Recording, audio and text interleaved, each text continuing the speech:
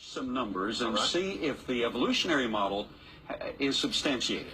Well, I actually did crunch the numbers. I used the human population growth formula obtained from a pre-calculus math book at Kilgore College, 4th edition by Carl J. Smith, page 200. Anyone could look it up. But here's several evolution scenarios. I took them at their own word, that Homo sapiens been around 500,000 years. And I started with one man and one woman. Now, we could have, and probably they think humans evolve simultaneously pretty much everywhere, but as you're going to see, they have Let's be kind to them. Yes, they have a numbers problem, so I'm cutting this as much as I can. Yes. I'm taking their numbers from their publications here, and the growth rate is under 0.5%. Now, we know that to be verifiable through the data that we do have through the centuries. We can't go back very far, admittedly, but it does appear to be under 0.5% average annual growth rate. Yes. Worldwide, it's about 1.7, so this is certainly conservative. And even at that conservative rate, you would get that figure that we demonstrated earlier in the program, 2.45 times 10 to the 990th power. Oh, Clearly wrong. I hope this audience understands that is light years beyond the number of electrons in the universe, beyond the amount of space available for human bodies in the entire universe, light years beyond that. That's right. Possibility. So that's absolutely ridiculous, yet the evolutionary community holds on to that concept of deep roots. Well, their editors need to crunch those numbers. If they're going to publish those dates, then they need to publish numbers that work. Yes. And we know the answer. That scenario is obviously not giving the answer. The answer is 6.5 billion. So now, let's be a little kinder and well, so I give them more maybe swimming room. Let me tweak their data a little bit for them, see if we can get it to work. So I said, well, what about 100,000 years? One man, one woman. I can't cut that figure any. Right. And I went 1/10 of 1%. Oh, that's giving them a lot of slack. Less than we have ever seen any century for which there's recorded data.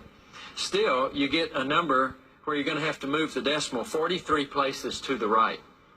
And that is obviously wrong. We're looking for 10 to the 9th power right there.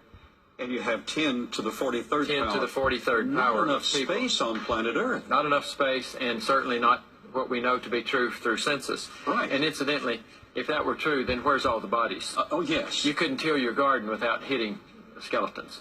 And so finally, evolution scenario 3, what if we just go 25,000 years ago? I mean, be incredibly kind. I don't think any of them would truly accept that. They'd push it back at least a little bit. But I said, well, let's just see what the independent computer calculator is going to give us, because we're just crunching numbers. There's no bias in a calculator of any kind. 2 plus 2 is 4 for anyone. Yes. So starting with that, one man, one woman, and an annual growth rate less than we've ever seen recorded, still gives 1.44 times 10 to the 11th power for the population. Now, some may be tempted to say, well, you got an 11, that's close to a 9. Must be getting close. No, that's actually 144 billion. We've got 6.5 billion. That's 22 times our present population. That's 22 Earths worth of people. Yes. So the only conclusion I think you can academically say is, well, none of those scenarios worked. The evolution of humans did not occur. Exactly. So now, to be fair, let's test the biblical scenario. Yes. Starting about 4,500 years ago, after this big death event, which we know historically, if the Bible is to be believed, it was true, it did happen. And with the 4 husband and wife units on the ark, that's 8 human beings, and an annual growth rate of under 1/2%. Yes. We know, tracing the Very realistic. the Jewish line, they've averaged about 0.44% throughout recorded history. And the whole world has been about that same rate, under 0.5% average. That would give a world population of 6.5 billion. Well, that's what I call a bullseye. That's right. That's precisely what we find. And it doesn't require a lot of mental gymnastics, a lot of, well, get your eraser out, and we're going to have to tweak this or tweak that to try to make it work. Just straightforward data. Exactly. And I had one challenging professor write to me, and he said, well, I can arrive at this if I just take the growth rate down low enough. I said, well, we're already lower than any in recorded history, and which one would you suggest? And he gave a really low growth rate to accommodate 500,000 years, but that meant that the first couple would have had to have over 10,000 anniversaries before the first child would be born, so you get into some really unrealistic affairs. Yes. Now, the usual objection to our rate of about 0.5% is, well, you wouldn't have had enough people under that scenario to build the pyramids.